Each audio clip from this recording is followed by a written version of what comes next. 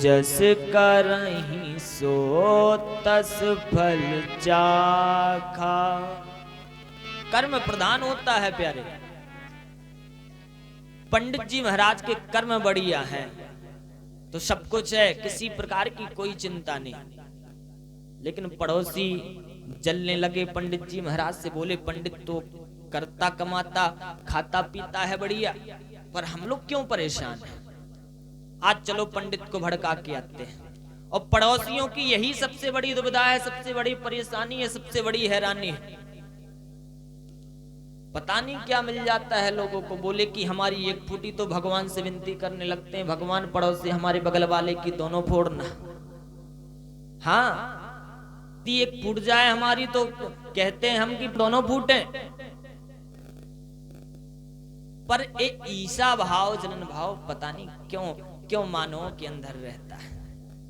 अपने कर्म से खा रहा है, अपने कर्म से प्रसन्न है, अपने कर्म से खुशी है। पड़ोसियों ने भी यही सोचा पंडित जी के पड़ोसियों ने सोचा कि चलो आज पंडित को भड़का के आते हैं। निकले पड़ोसी दो ठो। पंडित जी महाराज घर के आंगन में बैठे थे। अरे पंडित जी जयराम जी की, आओ भैया पधारो जयराम जी की। कैसे आना हुआ? बस पंडित जी बहुत दिन से नहीं मिले थे, दर्शन नहीं हुआ था, इसलिए आ गए आपके यहाँ। बहुत अच्छे आए। अब पड़ोसियों ने अपना काम करना शुरू किया। अच्छा पंडित जी एक बात बताओ, ये आपके घर में मैं कई दिनों से तुलसी का वृक्ष देख रहा हूं, ये तुलसी का वृक्ष जो है हरा भरा क्यों नहीं होता? सूख क्यों जाता है? बोले पंडित जी ने कहा महाराज भैया मैं पानी तो रोक देता हूं, जल तो इसको रोक देता हूं, लेकिन पता नहीं क्यों हरा भरा नहीं होता, मैं नहीं जानता। बोले अच्छा पंडित जी महाराज दूसरी बात, ये जो तुम्हारे घर में गाय बंधी हुई है, ये मैं कई सालों से देख रहा हूं, इसने कोई अभी तक बच्चा बच्चिया क्यों नहीं दिया? बोले गौ सेवा भी रोज करता हूं, चारा भूसा सानी भी इसको रोज बनाता हूं, लेकिन इस गाय ने बच्चा बच्चिया क्यों नहीं दिया, ये पता नहीं मोको। बोले इसका कारण हम जानते हैं। पड़ोसियों ने कहा। बोले क्या है? पंडित जी सीधे साधे थे। बोले क्या है भैया? बोले इसका कारण एक ही है। बोले क्या? बोले तुम्हारे पितृ देवता जो तुम्हारे पूर्वज हैं, तुम्हारे पितृ हैं, तुम्हारे पितर हैं, वो तुमसे प्रसन्न नहीं है, क्योंकि तुम्हारे घर में कोई आपको संतान नहीं है, तुम्हारे घर में कोई बच्चा बच्ची नहीं है, इसलिए तुम्हारे पूर्वज तुमसे नाखुश हैं, इसलिए तुम्हारे पूर्वज तुमसे रूठे हुए हैं, इसलिए तुम्हारे घर का तुलसी का बिरवा और तुम्हारे घर की गाय बांझ हो गई है। पड़ोसियों ने अपना काम किया, पड़ोसी अपने घर को गए। बेचारे पंडित जी महाराज के मन में ये बात बैठ गई कि हमारे पितृ हमसे प्रसन्न नहीं है, हमसे खुश नहीं है। रोने लगे पंडित जी, रोना आ गया बेचारे ब्राह्मण देवता को। क्या मैंने ऐसा दुष्कर्म किया? क्या क्या क्या हमसे गलती हो गई? कौन सा अपराध हमसे ऐसा हो गया जो हमारे पूर्वज हमसे प्रसन्न नहीं और हमारे घर में कोई संतान नहीं? रात ही रात पंडित जी महाराज ने मन में संकल्प धारण कर लिया कि मैं घर को त्याग दूंगा, घर से बाहर जाऊंगा, और जब तक संतान प्राप्ति नहीं हमें होती, जब तक हम घर वापस नहीं आएंगे। और रात ही रात पंडित जी महाराज घर को छोड़ करके जंगल में निकल गए। जंगल में बेचारे 2-4 दिन हो गए भूखे प्यासे, एक वृक्ष के नीचे बैठे थे, और वहां से किसी संत का आगमन हुआ। संत तो प्यारे संत होते हैं, संत बनाए ही इसलिए गए हैं कि महाराज दूसरे का भला। संत अपना भला कभी नहीं चाहता है, संत अपना हित कभी नहीं चाहता है, परहित में लगा रहता है। संत भगवान ने देखा कि कोई ब्राह्मण देवता, बोलो राधे राधे, क्या बोलना पड़ेगा? जो हल्ला कर रहे वो बोले, क्या बोलना पड़ेगा?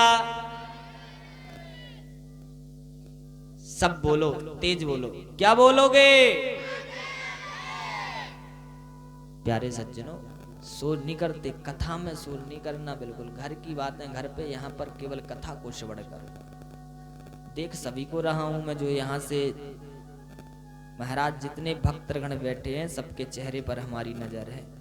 कौन क्या कर रहा है, कथा कौन सुन रहा है, हल्ला कौन कर रहा है, घर की बातें कौन कर। कछु जनन है तो मौका मिलो के महाराज अच्छी कथा रची जा तुमने, माए से ना नहीं आ पाते।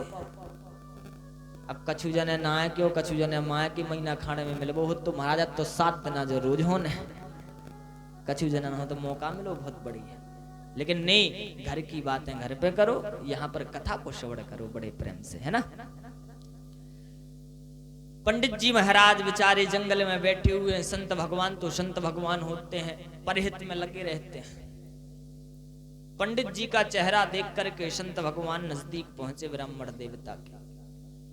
अरे ब्राह्मण देवता, क्या हुआ, क्या चिंता है, क्या परेशानी है? बोले महाराज बड़ी दिक्कत है, बड़ी परेशानी है कि कथम रोदसी विप्रत्वम काते चिंतावलीयसी कि बदत्वम सत्वरम मह्यम स्वस्य दुःख कारणम स्वस्य दुःख कारणम। अरे ब्राह्मण देवता, क्या चिंता हो गई, क्या परेशानी हो गई? आप जैसा विद्वान आदमी रो रहा है, आप जैसा विद्वान मड़ई आंसू बहा रहा है, क्या चिंता है महाराज? बोले हमारे घर की गाय बांझ हो गई, तुलसी का बिरवा हरा भरा नहीं होता, और हमारे सबसे बड़ी बात की इसका कारण एक ही, हमारे घर के पूर्वज हमसे खुश नहीं है, अप्रसन्न है, दुखित हैं हमसे। हमने पता नहीं अपने पितरों का क्या बिगाड़ दिया, क्या कर दिया हमने पितरों के लिए ऐसा।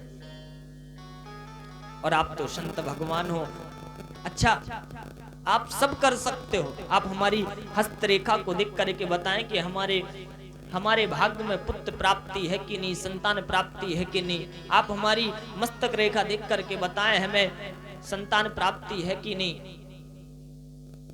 संत भगवान ने मस्तक रेखा देखी और कहा कि अरे ब्राह्मण देवता, तुम्हारी मस्तक रेखा बता रही है कि इस जन्म की तो बात अलग, आगे चल के 7 जन्मों तक तुमको पुत्र प्राप्ति का कोई योग नहीं है। 7 जन्मों तक तुम्हें पुत्र प्राप्ति का कोई योग नहीं है। पंडित जी महाराज इस बात को श्रवण करके सुन करके महाराज सामने पत्थर ढलाता और पत्थर पर अपना मूड पटकने लगे, सिर को पटक पटक कर महाराज रोने लगे और कहने लगे, संत भगवान, यदि आप संत हो तो संत तो सब कुछ कर सकता है। संत हस्त रेखा बदल सकता है, मस्तक रेखा बदल सकता है, भाग्य बदल सकता है, दुर्भाग्य बदल सकता है। आप संत हो, आप हमारा भाग्य बदलो और हमें पुत्र प्राप्ति का वरदान दो। नहीं, मैं आपकी आंखों के सामने यहीं पर अपने प्राणों को तज दूंगा, अपने प्राणों को यहीं आपके सामने निकाल दूंगा। लेकिन संत बड़े परमार्थी होते हैं प्यारे, संत परमार्थ के लिए बने ही हुए हैं। संत का स्वभाव जैसे सूप का स्वभाव होता है उसी प्रकार संत का स्वभाव होता है। संत भगवान को दया आया, अरे ब्राह्मण देवता परेशान मत हो, लेकिन कहते हैं संत का क्षण और अन्न का कण कभी बर्बाद नहीं करना चाहिए। संत अपने गांव में आ जाए, ब्राह्मण अपने गांव में आ जाए, भगवान का भक्त अपने गांव में आ जाए तो प्यारे सज्जनों उसका कभी भी क्षण बर्बाद नहीं करो, उसका समय बर्बाद नहीं करो। और अन्न का कण, थाली में यदि अन्न का एक दाना भी बचता है तो महाराज उसको खाने की कोशिश करो। अन्न का दाना, अन्न का कण और संत का क्षण बर्बाद नहीं करो। इसका मूल्य समझो। अच्छा प्यारे सज्जनों, एक बात बताओ, आपके यहाँ पर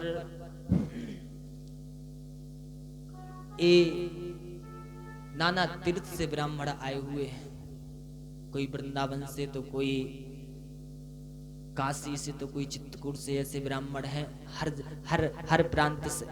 लेकिन आप, हमने सुना है कि दोपहर में, सुना क्या है, देखा है, यहाँ 10 बजे के बाद रात शाम को 6 बजे तक एक प्राणी नहीं दिखता है, एक प्राणी नहीं दिखता है। पता नहीं कि ब्राह्मणों ने पानी पिया, ब्राह्मणों के लिए